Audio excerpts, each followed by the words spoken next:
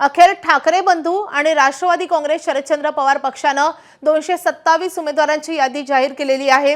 या मुंबई महापालिका निवडणुकीमध्ये ठाकरेंची शिवसेना, मनसे आणि राष्ट्रवादी काँग्रेस शरदचंद्र पवार पक्ष हे तीन पक्ष एकत्रित मिळून निवडणुकीच्या रिंगणात उतरलेत।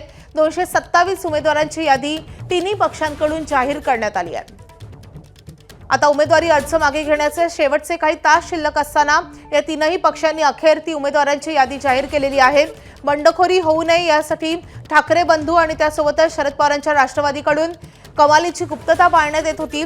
त्यांनी सावध भूमिका घेतलेली होती आणि त्यामुळे उमेदवारांची यादी जाहीर झालेली नव्हती। राज ठाकरेंनी यादी जाहीर केली होती, मात्र तिघांची मिळून एकत्रित 227 उमेदवारांची यादी आता समोर आली आहे।